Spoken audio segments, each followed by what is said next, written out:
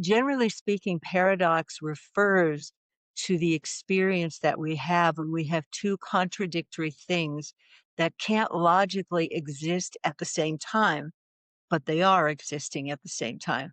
And like love and hate, or acceptance and rejection, are two very common experiences in the context of relationship. And, how do we do that? Or really for all of us, it's if you've ever felt yourself or heard yourself say, well, on the one hand, I think this, but on the other hand, I think the opposite of it. What am I supposed to do? So this is in our experience, it's a dilemma. And the dilemma is simply when you have two choices only. You don't have three or four, you just got two, and you have to choose one or the other. And the problem is, Welcome to Happiness on Tap, where we fill your cup with inspiration, resilience, and real life tools to create your best life. I'm your host, Leann Herron. Today's guest, Ragini Elizabeth Michaels, is a pioneering voice in personal and professional transformation. For over 4 decades, Ragini has helped coaches, executives, and growth driven professionals navigate the complex dance between spiritual growth and worldly ambition. Today, we're going to explore the paradox of happiness, how embracing life's contradictions can lead to profound inner peace, authentic success, and a grounded sense of joy, no matter what is happening around us. Ragini, welcome to the Happiness on Tap podcast. It is so great to have you join us today. thank you, Leanne. I am very honored to be here and I look forward to our conversation. I do as well. So we'll get started right away. Ragini, you have spent decades helping people navigate life's complexities through what you call a paradox mindset. Can you start by explaining what that means and how it relates to happiness? Be happy to. It has been one of the greatest illuminations in my life to understand this particular notion that the contradictions that occur in life, for example, when I love someone, but also in the moment, I really, really, really dislike them intensely. And I can't really connect with my sense of love to them in the moment. And, like, how can you do that? Then I work really hard to get rid of my dislike of what they do instead of being able to simply relax with the reality that, whoever I love is going to have things I adore and things that are hard for me to grasp and put my sense of peace around. So that's one area, but generally speaking, paradox refers to the experience that we have when we have two contradictory things that can't logically exist at the same time, but they are existing at the same time. And like love and hate, or acceptance and rejection, are two very common experiences in the context of relationship. And, how do we do that? Or really for all of us, it's if you've ever felt yourself or heard yourself say, well, on the one hand, I think this, but on the other hand, I think the opposite of it. What am I supposed to do? So this is in our experience, it's a dilemma. And the dilemma is simply when you have two choices only. You don't have three or four, you just got two, and you have to choose one or the other. And the problem is, you usually, when it is a problem, is you want something from both of them. You want something to come your way from both. So you have to make this excruciating choice inside, which never feels comfortable. So the paradox work is about teaching us how to approach these kinds of dilemmas that you can't really fix or resolve in a new way that allows us to be at peace and not feel so pulled in this inner tug of war. So anytime you feel this, or on the one hand here and the other hand there, you're in the midst of this circumstance that my work is designed to focus on and help you gain some freedom in your ability to navigate it from a peaceful place. Oh, I love that. Thank you so much for explaining it. I think most of us are drawn to that need for balance. And so you have that on one hand and on the other hand, and we want to find balance in those decisions so that we feel like we come to it from that place. But it's very difficult when, like you said, love and hate, it's hard to be in that space fighting with our mind and our body, where we're feeling from those two different places. So I'm so excited to learn more about what you do and how you help guide people to find clarity in those decisions or in those trying moments in our life. And there's so many moments in a day when we are actually trying to make a decision between two options. For example, something stupid like, should I brush my teeth now or should I wait till later after I have my first cup of coffee? I mean, it's just like these situations that we've created for ourselves. What shall I wear today? Shall it be red or blue? Well, that's an easy one to decide, more or less. But if you come to that dilemma from, well, how do I want to present myself today to my boss or to my neighbor or wherever it is I'm going? Then it has more of an emotional heaviness about it. Like, this is important, right? And whenever we have that element of importance on top of it, it like really just intensifies our desire to pick the right answer. And you can't pick the right answer because you want both of them. They both have something positive to bring to the situation. That was a great example when we're fighting over choices and how do we make the best choice? Or how do we learn to accept a choice that we've made? So, like I said, I'm just Yeah. really excited to learn the tools and techniques. I know that you teach what's called centered no matter what, and it's a 6-step process. Can you walk us through the essence of this framework and how it helps people stay balanced in the face of those challenges? Yes, I can. And the full 6-step process is in my book called Unflappable: 6 Steps to Staying Happy, Centered, and Peaceful. But just as an overview, the first thing in relationship to this is to understand that our brain and our unconscious mind are geared to make a simple choice. And the choice is either you move towards something or you move away from it. That's it. And this is designed for our physical survival. Like, you meet the environment, and the environment gives you information as to whether it's safe or not. If it's safe, the brain and the body says, okay, we can go towards it. If it's not safe, then we go away from it. Well, in the context of these dilemmas that we're talking about, should I do this or should I do that? It's not a question of moving towards or away. It's a question of engaging the understanding that these two opposites actually are working together. They're one organic, harmonious whole. And if you want the one you want, you also have to accept that the one you don't want is also going to arrive in your experience. And that's really hard for us to do as human beings because we're really programmed in our body and in our brain to go away from anything that's unpleasant. So the first step in the 6-step process is really understanding what a dilemma is and why it's so difficult for us, because you can't just choose one and have the other one go away. I mean, our basic strategy for happiness in life, because that's what we're talking about here today, is to go for what's pleasant and get rid of what's unpleasant. Go for what we want and then work to get rid of what we don't want. It's interesting that our strategies for happiness in terms of working with people for decades is always, here's what I want. So in order to get it, I'm going to work to get rid of what I don't want. So if I want to be loving, I work to get rid of my hatred of people. If I want to be kind, I work to get rid of my cruelty. Now, there's nothing wrong with that. It's just that you can't get rid of it permanently because things in our world come in pairs. And that's the first step of the 6-step process, is to verify in your own experience how much polar pairs, polar opposites permeate our life. I mean, just in our experience, you have sunrise and sunset. You have day, you have night.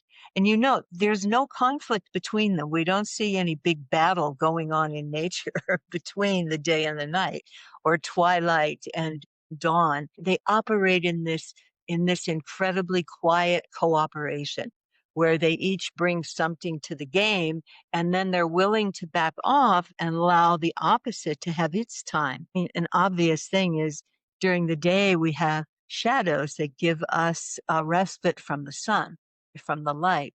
And at night, we have the stars in the sky that help us guide our way through the darkness. So there's an inherent cooperation in between polar opposites in nature. So what we want to do, the first thing, is look to nature and see how this dynamic is actually unfolding around us all the time.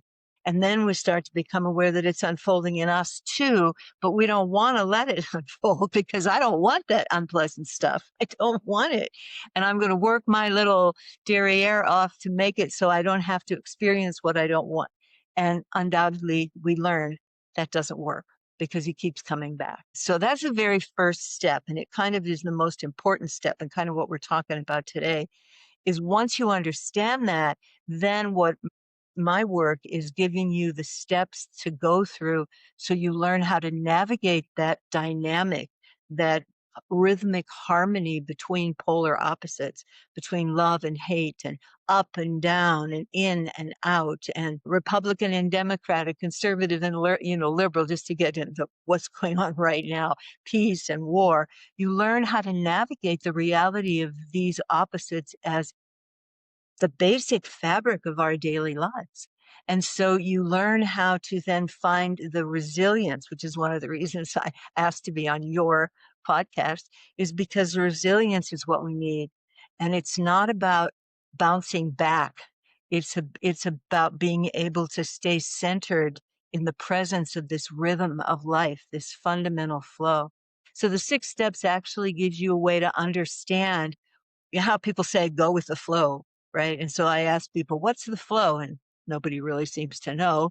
So part of what this process is it gives you a specific way to understand what the flow is, first of all, specifically in relationship to opposites, and then how to go with it so that you don't keep getting stuck in pain and suffering and agony and disappointment and all of the unpleasant things that we don't like. You're going to have to feel it, but you don't have to get stuck there. That's what my work is about, how you can go with the flow, literally. I think that's going to be valuable information for people to put in perspective about the kind of work that you do and how easy it is for us to get stuck in either or versus and, that we have that Both beauty and. of both and also understanding, like you were saying, about light and dark and day and night, and that we have to have both of those things when you look at like what we're going through with nature right now. Hmm. The, tr- the leaves have to fall off the tree so that the tree can rest and Yeah. restore and draw from those nutrients in the ground so that when it's time for the tree to bloom again, then it has kept all those nutrients in its roots and in its trunk. And I mean, there's just we have to kind of look at the good and the bad, no matter what happens as lessons. They're meant to tell us something and not to try to bury those things or get rid of them or get them out of the way. We can't always thrive in happiness. That would be great, but it's not realistic.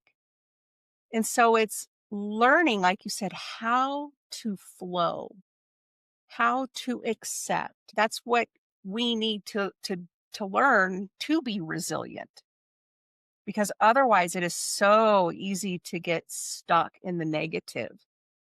Something else comes to mind just for a moment. For some of you, you're too young to remember this at all, but there used to be a time when all you had was typewriters, right? But the transition from using a typewriter to using a computer keyboard, it's interesting. It looks pretty much like it should be the same, but there is a learning curve. And my work is about that learning curve, from looking at an old, tried and true way to try to be happy, which is to go after what you want and by getting rid of what you don't want, to a more refined and modern way of understanding that life requires both things in your life. It requires pleasure and pain. So if you've done that transition from typewriter to computer board, they're so similar, but they're totally different. They're totally different in how the ease with which you can use a keyboard and produce things now versus typewriter time when you even had like carbon paper. I mean, that goes way back, right? But I do remember carbon paper. And everything is so much easier now. So my work is about how do we streamline the way we're relating to our understanding of life, which keeps getting deeper all the time about how it works. So this is really about how to make your peace with the fact that life is a dualistic phenomena, which means it's composed of opposites.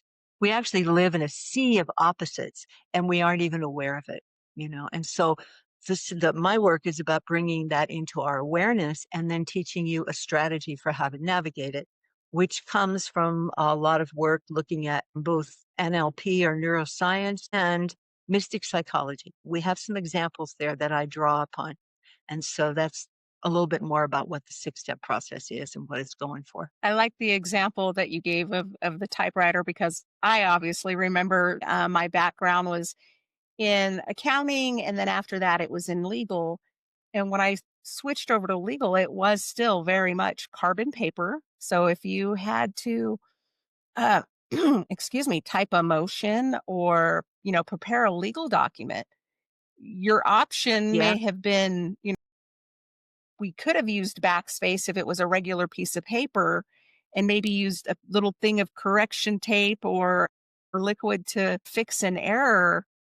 But once it became carbon paper and you made a mistake and you started over. So then you had this huge extra level of stress and anxiety about the fear of making a mistake or perfectionism, absolutely. really, drawing from that energy. And it was so incredibly stressful. So transitioning from typewriters to computers with the ease of being able to make corrections and have all these different functions and things that you could do really alleviated a lot of that stress and It's true. tension. Yeah, and I think the same thing is happening to us right now. A more modern example is the introduction of AI, which is equivalent to what we're talking about, these major changes that require a huge shift in how we actually approach certain things. So like writing and all kinds of things now that AI can do for you that you don't have to do anymore. It alleviates a lot of the tension. At the same time, it actually is creating a lot of stress for people because we don't know how to navigate it very well. So it works for us instead of it taking over and sort of being in the lead. So we're in another big transition in just so many ways right now. So this is why I think that this work of developing a paradox mindset is like absolutely essential for not just having more power in the world right now, personal power, but just being happy. I mean, just being happy. It's so much easier to go with the flow of life if you understand what that is. And this work offers you a peek at a deeper pattern that's going on all the time within us and around us. So yeah, it's very cool. I really love the work. I love to share it with people because it's so life changing, really, to start having this new perspective on things. Cool. It really helps. That is for sure. You emphasize the importance of both and over either or. And we kind of brought this up a little bit, but why is that shift so transformative, especially in our current societal and culture climate right now? Well, for me, it's so important right now because the both and mindset allows us to expand our perspective, our viewpoint on things. And that allows us to find a place of emotional balance, equanimity, calm. If you want to change the world and make it a better place, my work says do it from a place of emotional calm. Do it from a place of centeredness. And I find a lot of people feel that they can't generate change in the world unless they're angry. Well, that's not what my work is about. It's about transforming your anger into something that's more useful. So the opposite of anger actually is patience and forgiveness. And so if you go out in the world to make the world a better place and you do it from anger, that actually sort of contributes to the disruption side of change as opposed to the smooth transition side. So you have a smooth transition versus an incredible disruption. My goal is kind of like because this is such a time of polarization and taking sides. And first, I guess my work is really about helping an individual become aware of their own polarization, which is so predominant, even right now in today's world with what's happening in America and our country. People are taking sides, right? And they're very emotionally charged sides. And so, if we really want to navigate our way through this time, it's really important to have some equanimity or emotional balance. And this work really is about helping you find that in yourself so that you can go out and do what you want to do. Because I find most people say, I can't make change unless I'm angry. Well, maybe, but there's a new element here. Just like we now have AI, we also have the introduction of higher levels of consciousness and awareness that can guide us to behave in ways that are more balanced, right? And the balance comes from understanding that there's opposites in the world, and politically you can see them. I mean, there they are, right? And the idea of being able to become bigger in your own self, to embrace both of those things, right? And see with more clarity the benefits and the weaknesses of both poles, because every polarity has both strengths and weaknesses on both sides. So part of my 6-step process is help teaching people how to see that for themselves, how to feel it, how to tune into it, and let them get a grasp on it and be able to embody it more, so that when then they're in that bind, right, of wanting to have this and not that, but you have that and this. How do you do that and stay calm and centered and loving and kind, which for most people are the very things they want in the world more? So, in order to have them in the world more, we want to be those things. And the 6-step process helps you to come back to your center, which is in the middle and a little above all that movement between back and forth, the polar opposites, like success and failure. We all know if you want to succeed, you probably have to fail far more times than you actually succeed before you get to the final success that you're looking for. So when you learn to relax with that, it goes much easier. You can stay energized and focused. When you resist the failures and just bemoan the fact that you don't have a success, you probably aren't going to reach your success very quickly. So it's about learning how to navigate what actually is the lay of the land for a human being. What I was thinking of when you were talking about it was something I'm sure you came across in your work and I came across in my work. And even the daily emails that I was receiving from other practitioners during this time of the holidays, and how to sit across the table from a family member who is your polar opposite, whether it's political or whatever the case may be. But how can you sit across the table from that person and still have civilized, compassionate, empathetic conversation, and be able to take a breath and be open to hearing the other side? Whether you agree with it or not, I think that is a skill that we can develop, in our compassion, in our empathy, uh, to help us really be open and be able to kind of come to a way where you can understand both sides, or their side versus Absolutely. your side, and still um, have time together and be able to appreciate that time together for understanding.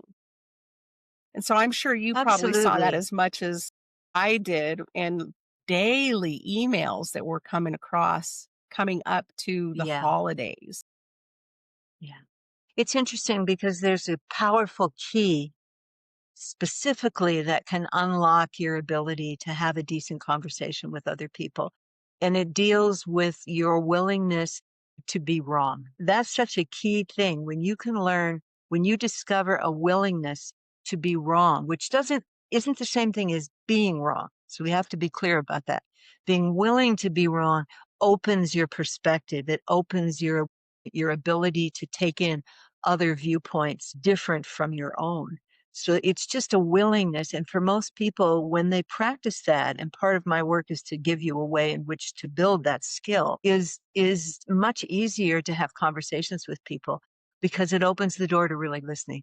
you really can listen then deeply to what the other person is doing. One of the biggest problems we have as human beings is our commitment to being right to what we believe. It's got an upside and it has a downside, as all things do. And part of my work is to help us understand every single experience has an upside or strengths, and it also has a downside or weaknesses if we hold on to it too long, because life is a constant flow of change. There is no viewpoint. There's nothing that's never going to change. That's just not the world, right? I mean, impermanence is the key. Everything that is going to change. When we get into that more and we retrain our brain and our eyes and our body and our heart and our mind to be able to recognize it and go with that flow, again, there's that word, the flow, it becomes so much easier to be happy on a daily basis because it's not based on just getting what you want, which is usually how we define happiness. I'm happy I got what I wanted. I'm unhappy I didn't get what I wanted. So we're upping that. We're upping the definition of happiness to embrace a bigger understanding about that actually is in parallel with the way life works. And so you get to be happier more often, even though you may be feeling unpleasant or unhappy at the same time, a paradox. How can you be happy and unhappy at the same time? So it's a fascinating work. And if you're into expanding your consciousness and your awareness, it's fabulous work. And of course, I highly recommend it, of course. And listening to you talk about it and how you help people develop these tools and skills, what roles does mindfulness in contemplative practice play in cultivating the ability to hold paradox gracefully? Well, one of the things about the mind is that it can learn and the brain can learn. Okay. So, and we know the brain can learn. So that was like great, wonderful things to go, oh my God, our brain can learn. We're not stuck in this primordial mindset that we have all the time. So the key here is to be able to be present to what is actually happening in our experience, not in our mind, because the mind interprets the experience. Mindfulness and contemplative practice, and I've I've done over the years. I mean, I did silent meditation retreats of Vipassana for 15 years. And so just sitting in that quiet and watching your mind can drive you crazy or it can free you to understand more about what to do with this runaway mind that just keeps going to everywhere with certain ideas and viewpoints that determine what comes into the experience as either good or bad or right or wrong. So first, the mindfulness practices, the meditative practices and contemplative practices teach you to build your awareness of your experience and make the distinction between the experience itself in the mind body process and your interpretation of it. And so we come into the really the key of everything, which is perspective. What is the viewpoint that we have that we're bringing to make sense of an experience? How am I looking at it? So let's say my boss reprimands me for something that I didn't do the way he wanted it done. I have various ways to make sense of that experience. It's an experience. So contemplative and meditative things teach you to make this fine discrimination between the experience and the perspective that you bring to make sense of it. Because human beings are meaning making processes. We make meaning out of everything. Now, I happen to be a certified trainer of neuro-linguistic programming, and I got to study with the originators of the model like a zillion years ago, right? And one of the wonderful things about that whole process is that it teaches you to understand the distinction between an experience and how you make meaning about it. So, how you make meaning is based upon your perspective. And mindfulness and contemplative practices always give you a doorway into a higher, more expanded, wider viewpoint or perspective. And that is what can actually change us to a large degree. So, of course, I encourage all of us to explore those aspects of ourselves because it really gives us more freedom to find the joy and the happiness of life more easily. Yeah, I mean, it's just a great thing to do is to develop some meditative or contemplative practices. Yeah, sure.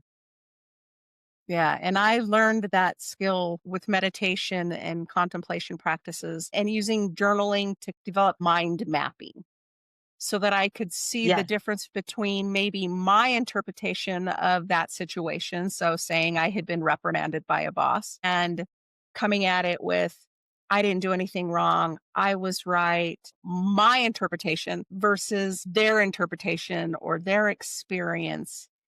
And being able to get really quiet and sit in those feelings and in those thoughts and to be able to just really open your mind to a wider lens of how to look at those yes, experiences is such a powerful tool for learning different techniques for letting it go or acceptance or, just all those same words that kind of are in that same area. So I was really happy to learn those skills through meditation because it helped me release that focus, that inner depth focus on what I believe, what I was holding on to, and how to be more open to different viewpoints. yeah. Go ahead. One of the things about beliefs, which is what you're talking about, which are so powerful to become conscious of, it's also understanding that what we believe, we often assume to be the truth because we believe in it so strongly. And that's one of the places where my work helps to create more discrimination, to determine whether this is an actual truth. Is it a universal truth, which is where we get really messed up in thinking that our viewpoint is a universal truth, right? Because that means everybody would have it. And that frequently is, it's not the case. So learning to see that beliefs automatically, without awareness or mindfulness, becomes in your system the truth. And that, of course, supports being right and other people being wrong. So now we're down to the core issue again and coming back to the willingness to be wrong, which is not, it's not to be wrong, doesn't make you wrong. But again, I repeat that it's just being open, as you're talking about, to the notion that there's more than you know going on. Right. And staying open to that viewpoint. And it's hard because we're very identified with our beliefs as the truth. So mindfulness, meditation, contemplative work, all of that stuff is all helpful in challenging that idea that whatever we believe to be true is the final truth for all people. So you should change your viewpoint. Thank you very much and come to mine, which is not the way to go about getting it right. And I know I spent 20 years in relationship operating with that idea. Can you imagine how difficult my relationships were? Because I was always trying to change my partners to look at life the way I looked at it. Hard learning, but I finally got it. So, yeah.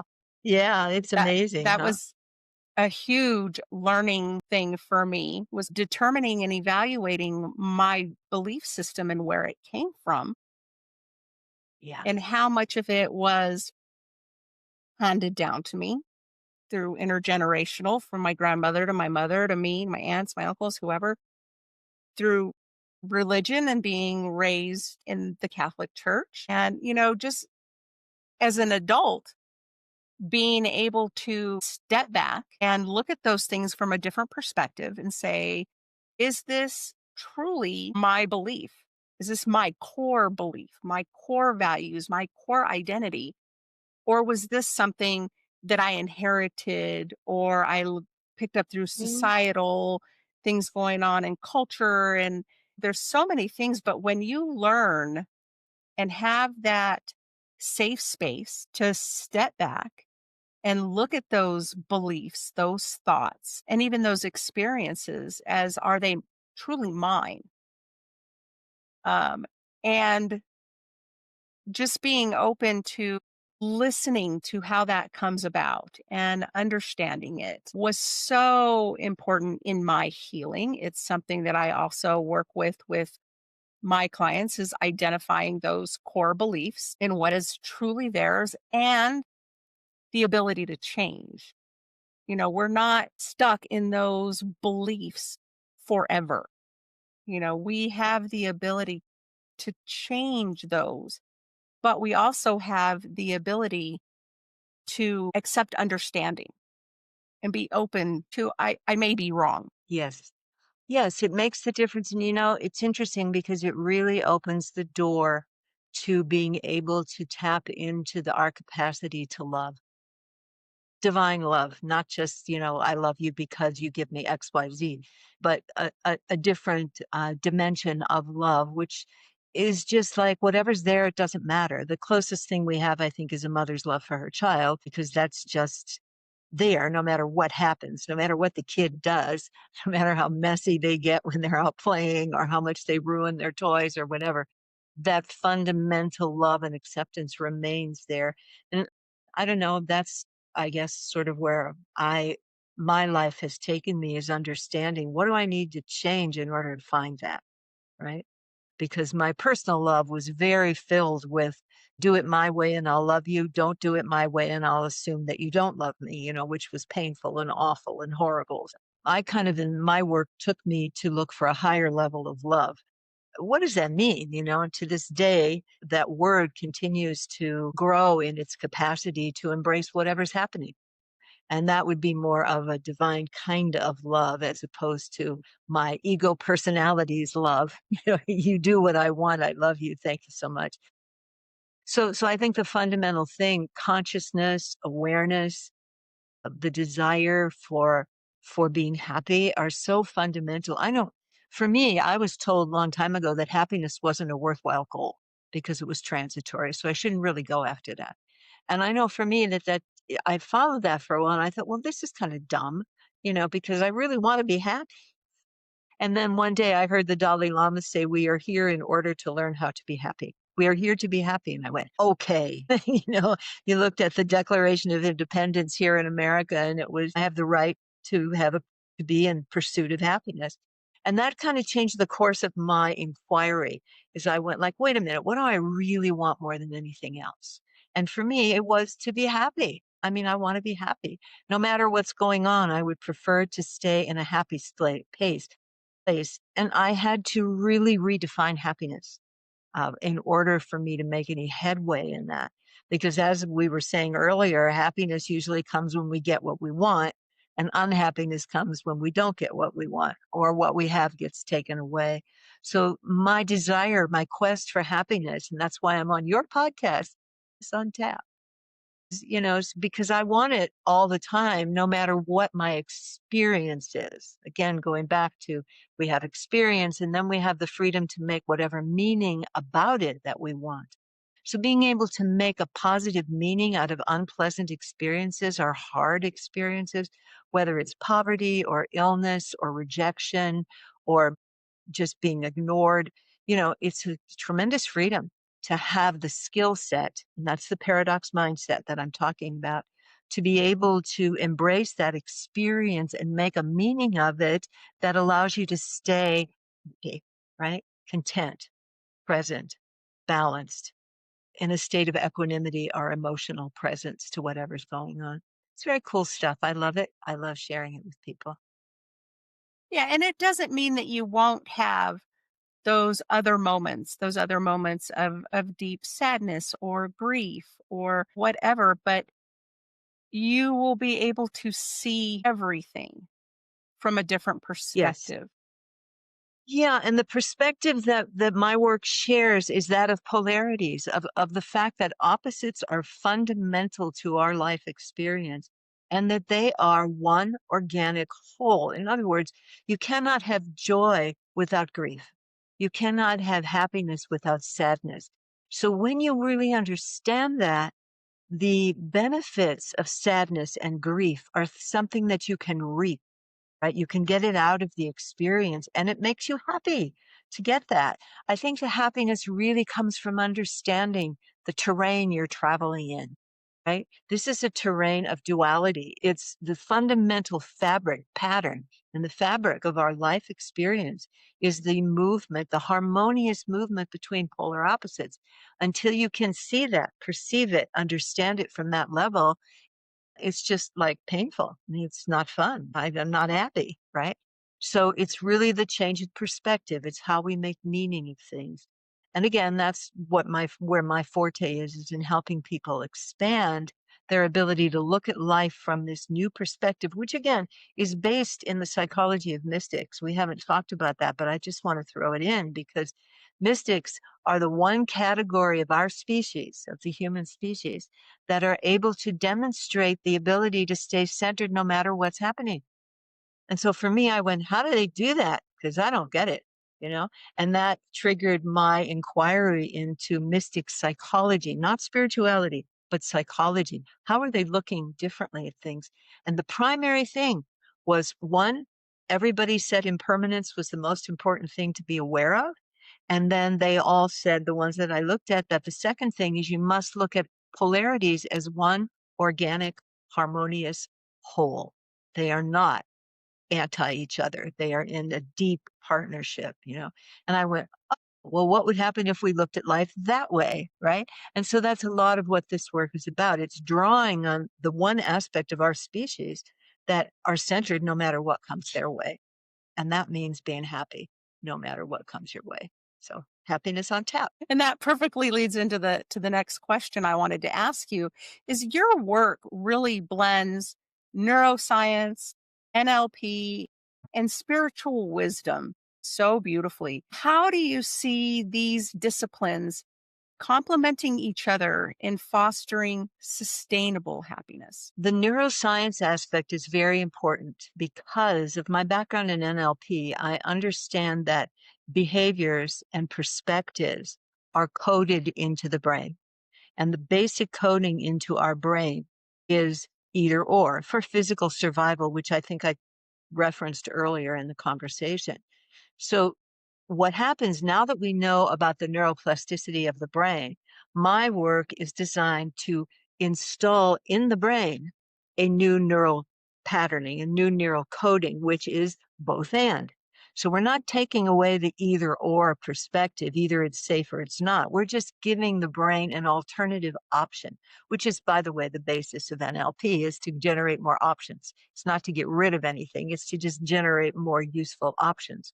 So the both and viewpoint is the new option that neuroscience is telling us that we can develop in the brain. And it's also important to be able to understand that this gives us a new way to navigate ambiguity, which is that thing that I was talking about earlier, where you're going, which one do I want to go with? I have feelings for both. It's ambiguous. You know, what do I do? And so the both and viewpoint allows you a new strategy for navigating that. So that's the neuroscience part of it. And as an NLP person, you know, my job was to help people change behaviors. So we were dealing with the mind, that's the one thing, the brain, and the unconscious mind. So the other part of my work is to deal with re-educating the unconscious mind to this new way of making meaning about your experiences in life.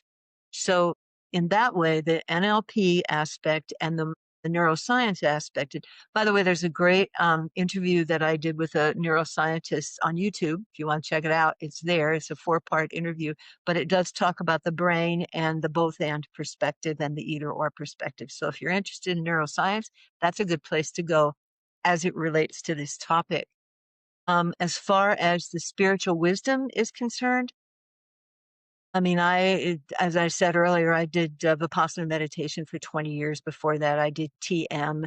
Then I became a disciple of Rajneesh, our Osho, and spent 13 years while he was here, and then another 20 with his teachings. And now I'm on to a different path. So this distinction between the actual doing of the material world and then the spiritual world, I've been learning to navigate for all of my life, really, since I became an adult. And the wisdom that's there in the spiritual perspective is so empowering. It's so empowering and relaxing if we can learn how to interweave it and use it to support practical wisdom. There's a lot of wisdom in spirituality, but it's not necessarily practical if you're going to live in today's world where you have to have a job and you've got to make money and you know you have to raise a family and all the kind of things that people have to do in our very complex society. So taking spiritual wisdom and asking, how can we make this practical for a human being? who we are? How can we actually implement this in our daily life? And so that's a lot of what my work was asking all the time. How can I take this beautiful piece of wisdom, right? And actually find it to be useful to me in my daily life as I journey from, waking up to going back to sleep again with all the challenges and the decisions. I mean, we have to make so many decisions every day. It's exhausting. It takes up so much energy. So, how to do it with the addition of wisdom, the guidance of spiritual wisdom that's practical. So, my work has been focused on how do we take these great, beautiful understandings about love and compassion and awareness and the whole thing and make it practical so that I can feel its impact in my daily choices and my daily decisions. So those are how those three things have kind of come together in their own unique little way that end up being the facticity six-step process. And it's called facticity, by the way, because it's based on three facts you can verify in your own experience. And I'll just share those three facts just so it's clear where the name comes from. But the three facts come from mystic psychology. And the first one is everything is impermanent. Which we all know, by the way. We all know everything is impermanent, but it doesn't necessarily influence our lives or our decisions because it's not upfront as a high priority to consider. So impermanence is one thing. You can verify it for yourself. Nothing stays the same. The second thing is the view of polarities. This was the same in all the mystics that I studied over time it didn't matter their religion, it didn't matter their spiritual path, it didn't matter their gender, and it didn't matter what time frame they lived in. Number one thing that was considered first was impermanence. It was struck me as like, oh, this must be a really different factor here. The second one was polarities, that polar opposites are one organic, harmonious whole. And the third thing that you can verify for yourself is that change is inevitable. Everything always changes. Life is movement. It doesn't sit still and stay the same from moment to moment. So those three things are the basis of facticity. It's why it's called facticity. And yeah, so that's how those three things kind of weave together to support this whole new perspective that we're talking about that can change the way you make meaning of your actual life experience. Thank you so much for explaining those. And I like all three of them are just so important for helping us just find that Yes. flow and helping us achieve that happiness that we are seeking, and to understand that we have to have that polarity. That polarity is, Yes. it just is, and we have to learn how to It just accept it. And so the work that you do is so important and so valuable to help people learn ways to reduce their stress, to yeah. find that peace and clarity and understanding and compassion and empathy, and just having all those things just makes for such a more relaxed and beautiful, happy day. It does, and again, no matter what comes your way. The things that are happening in the world today are, from one viewpoint, a great container to accelerate your ability to be present without choosing one as better than the other, but practicing seeing them as one organic whole, even though half of it you don't like, it's not comfortable, you don't believe in it, you think it's wrong, you know, but when you step back to this different higher perspective, you can make a different meaning out of it. And it really does just help to navigate what's going on in our world today because it's a tough time. The world is in a tough spot. And for those of us who are interested in being happy, being conscious, being aware, there are additional ways to be able to navigate this time because my work focuses directly on the polarity, which is the problem, right? We are polarized. We are setting up one thing against the other thing, and that's creating the difficulties. So the more that you can, at least internally, begin to find up some peace, some calm around this dynamic that's going on, it's going to open doors for more happiness no matter what's happening. Hence the name of my work, Centered No Matter What, or being unflappable. And I like that. I think it goes really hand in hand well with my work in helping people find resilience, and in what I have put together with this podcast is helping people learn the tools that are out there and available to us so that we have a better understanding. So we're not fighting those polar opposites or thinking, you mentioned thinking you can change another person. I think that is very common. It's definitely very common in relationships. One that I struggled with for many, many years, thinking I could change my partner. Yes. And, it took a long time for me to learn that you can't change another person, that they're going to only change That's when right. they're ready to change. But it's changing yourself Yeah. inside that helps you come to a different place of acceptance with that Yes. person. And that is such a powerful tool for everything, whether it's work relationships, whether it's personal relationships, just being able to be more accepting for ourselves and what we cannot control, what we can control. It brings a huge amount of energy and perspective back to exploring our own sources of happiness and power and perspective. Again, I cannot emphasize enough how much perspective is relevant in being happy. How you look at something, how you make meaning of it.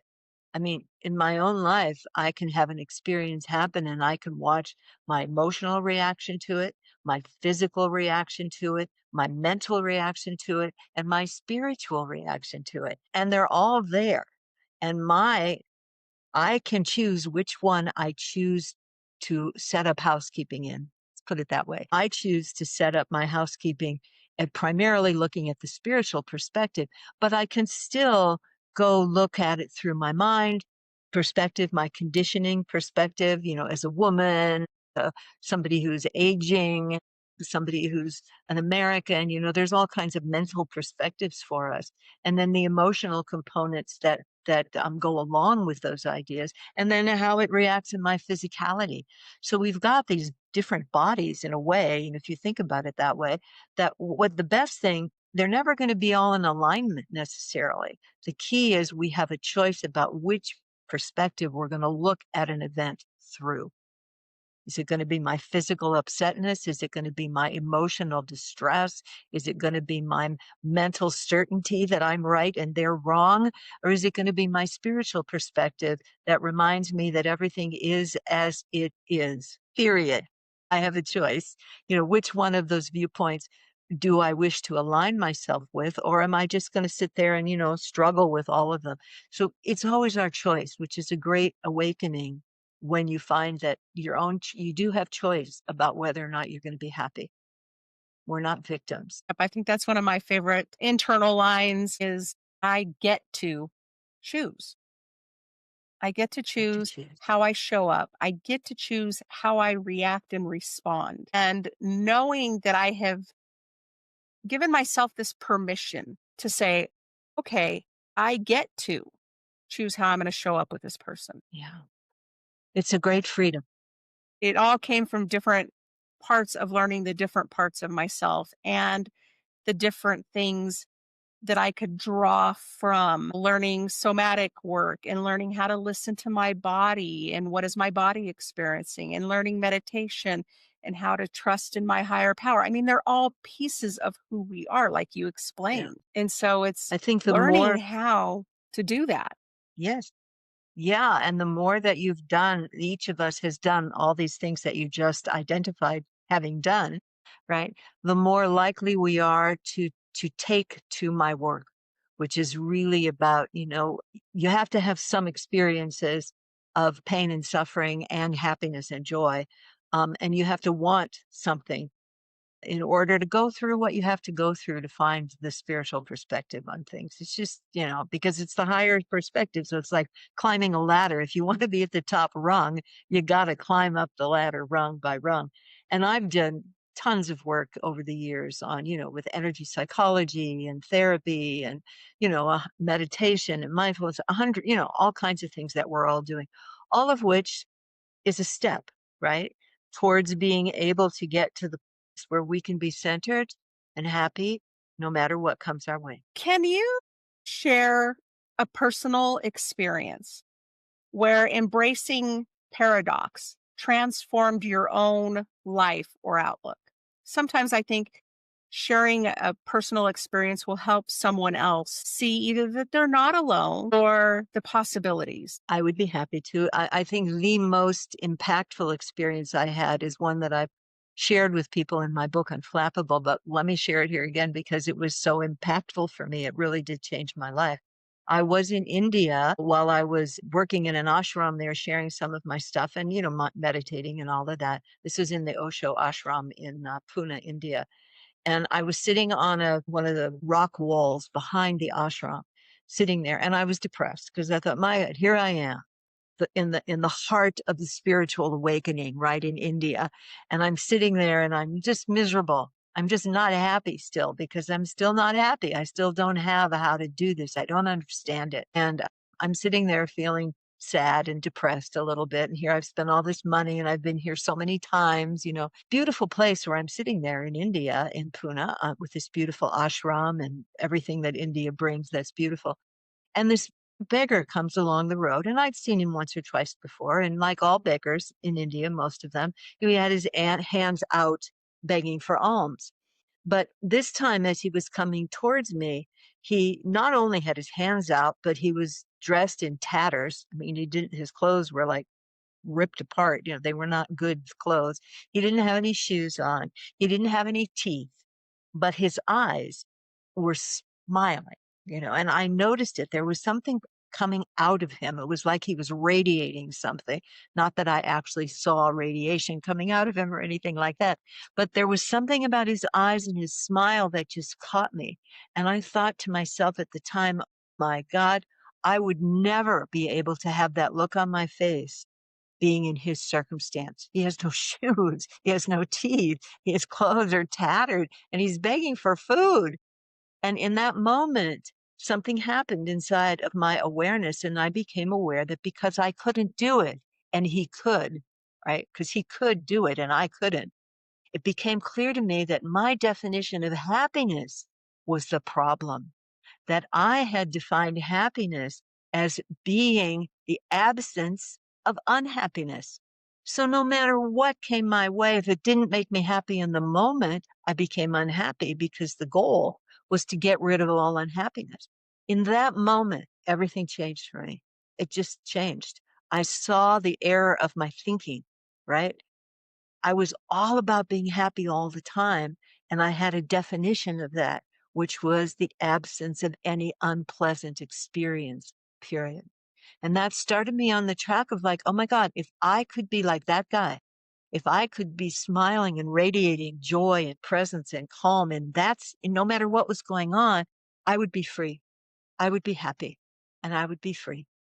And I did not even know what that meant to me at the time, but it transformed everything inside of me in terms of what I was looking for and how I could go about looking for it. And that became the beginning of impetus for all the work that is now called facticity and is in books and things like that. So it was life-changing for me. It was a wonderful experience.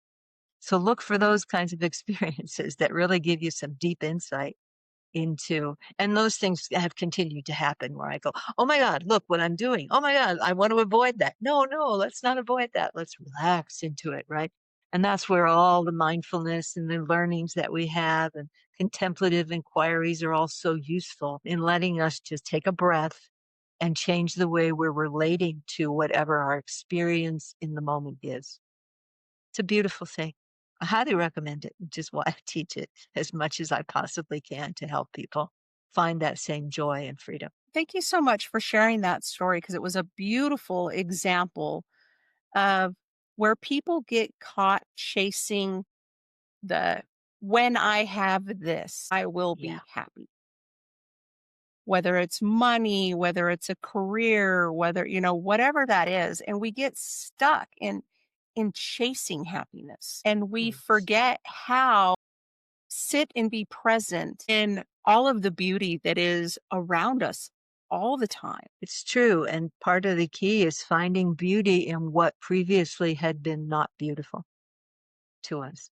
It's a different configuration of life, that's got a little bit more darkness in it or more shadows in it or more pain, more suffering, more blindness, not knowing what we're doing. I mean, I go into that all the time, clarity to just confusion.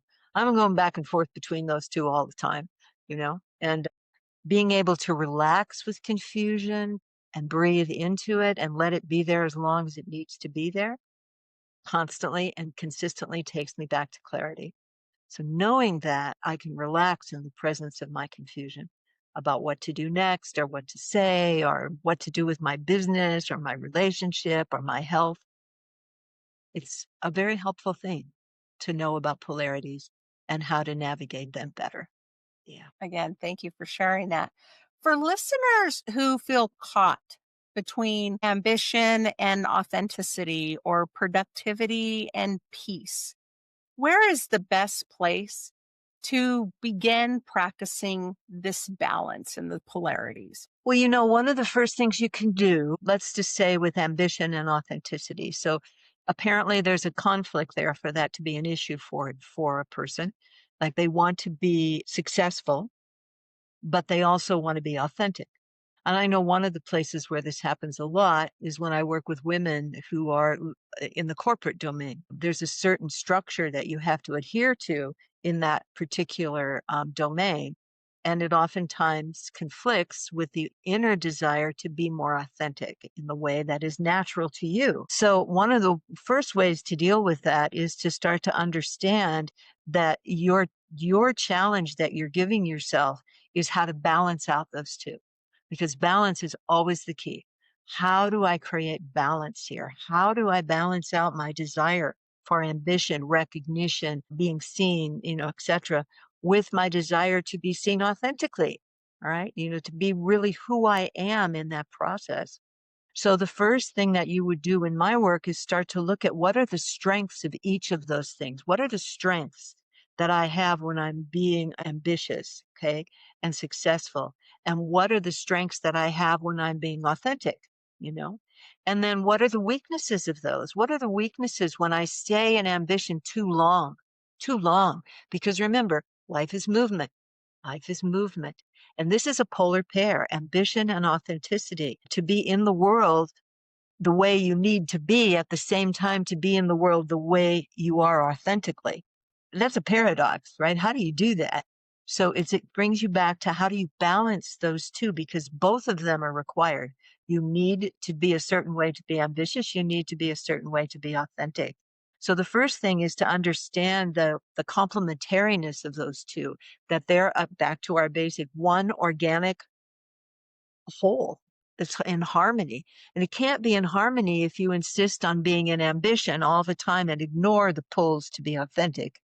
And likewise, if you decide you're going to be authentic and ambition be damned, you're going to do it your way, that's going to be then a problem too, right? Because you have to be able to balance your movement between both. And that's why in my work we use the symbol of the infinity loop, because there's constant movement going back and forth. And when you learn how to identify the strengths and the weaknesses of the things that you're caught in, and then you understand the pattern, the flow. Here we back to that flow again. What's the flow? What's the optimal flow between ambition and authenticity? How can you be professional and authentic at the same time when the structure of your need to be authentic is so male oriented, say if you're a woman and you're in the corporate structure? And how do you be authentic in that? These are genuinely heartrending questions that women go through all the time. And men have the same dynamic, it's a little bit different, but they still have an authentic side. And whether they're successful or not in the business structure as it exists, it doesn't negate the reality of their deeper self that needs the other side of the coin to stay balanced. This is why we see so many men, life is all about work. It's not about, let's say, home or family or fun. So being able to first understand that they're one organic whole, if you start to look at it that way, it starts to say, okay, if they were one organic whole, then I would have to be available for both sides of the coin. I would need to be available to also to be ambitious and in the way that's required, and I would need to be authentic in the way that's required from me. It's pleasing the outside, pleasing the inside. So that's the way to go is you got to approach it as a paradox and understand the necessity of both sides of the coin need to be lived in your context, in your experience, in this case at work. You need to live both sides of the coin. You can't put one away and live it only at home, right? Or in the privacy of your mind or some circumstance that's not business. And so that's what my work is about. So actually come and check out my stuff. Check out the Unflappable book. See, how that can help you right there. And if you need more, give me a call.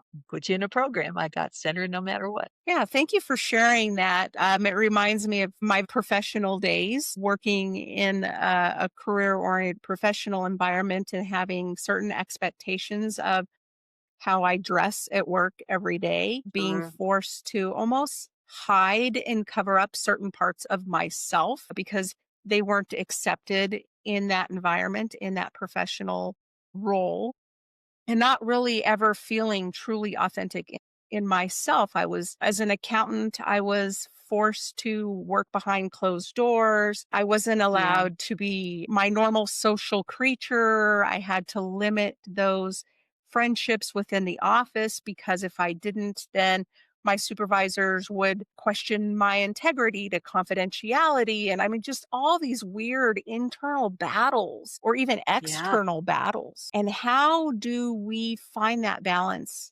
and be able to show up as our authentic self and, be in that ambition, professionalism? And how do I do both? You have been very generous and you are offering a free gift which is the Inner Tug of War ebook. Can you talk to that? And then I will make sure that I include that link in the show notes. You bet. It's a little ebook I put together to help with the first step of codifying your relationship to polarities, okay, and polarization. And it deals with just identifying for you, laying out a bunch of polar opposites in 6 different categories of life. So let's see if I can remember the 6 categories here. There's relationship, there's happiness, there's success, presence, purpose, and faith. Those are 6 categories, general categories of life, and financial is in there as one of them as well. And it's just listing, maybe 5 or 10 different polarities within each of those categories, just to help you begin to understand how pervasive polarities are and dilemmas are, and how often in the course of a day we have to make decisions based upon this dynamic of polarities or dilemmas. And so that's the course of the book. I mean, of this little ebook, is to help you get familiar with these in your own life. You'll recognize every one of them, I'm sure. And then there's a link there if you want to chat with me just to talk about, what's available to you. No sales call, I promise. It's just a conversation to see what would be the best thing for you. There's a link there where you can set up a private call with me for 30 minutes complimentary. So enjoy, because I hope it's helpful to starting or expanding your interest in how to be more happy, centered, and peaceful no matter what comes your way. Thank you for putting something like that together. I think that's going to be very valuable for people because sometimes we just don't know where to start or we don't see it. Like you said, we're making those decisions all day, all day, all day. And I think just by working your way through this ebook, I think people are going to start paying more attention Yes. when they are faced with those decisions and they'll be able to see them a little more clearly and be like, oh, okay, I didn't think about that. I mean, it's kind of an opportunity or an invitation for people to slow down and do some clear thinking before reacting, responding, or making major decisions. And so thank you. I want to thank you again for putting that together. Where can people locate you? Again, I'm going to make sure to include that in the show notes. You can go to raginimichaels.com. It's Ragini, and it's pronounced Ragini. Kind of sounds like mahogany. Raginimichaels.com. You can also go to courses.raginimichaels.com. and that will take you to the courses that I have available in the classes. Some are free, some are inexpensive, some are like, 4 or 5 months long, more expensive trainings. But so you can go there. And again, you can go to connectwithragini.com to set up a complimentary 30-minute conversation. Okay. That's connectwithragini.com. And Ragini, by the way, that particular name means blissful melody. And it's a spiritual name I got, I don't know, so long, long, long, long time ago. It was 1977. I got that name, and I finally got tired of having two different lives, so I made it part of my legal name. So raginimichaels.com. Go there. I Hope love to that. hear I'll from make you. sure also to include links where people can check out your books and your YouTube Thank you. channel, since those are all places that you specified that you offer different tools and techniques and things for people to learn and try and to experience. I'll also include your social media links and Thank you. just anything where people can, just find you to learn more about what you do. I think it's always so valuable. I want to thank you again for inviting us into the deeper layers of happiness, the kind that doesn't rely on control, but the courage to embrace contradiction. You've given us a powerful reminder that joy is not found in perfection, but in wholeness. And for people to Beautiful. learn more about your work, explore your centered no matter what process, or pick up one of your best selling books. I'll make sure to include that information in the show notes. If you enjoyed this episode, don't forget to subscribe to Happiness on Tap and share it with somebody navigating their own paradox of purpose and peace. Because when we learn to hold both, happiness is always on tap. Again, thank you so much for joining me here today and sharing your story and all the ways that you really help people change their future. Again, thank you, Leanne, for having me. You've been a delightful host and a great podcast host. So thank you very much. And I hope to come back again sometime and be on one of your panels, which I understand are fabulous. So thank you once again for your time and your support. Take care. Much love. Thank you.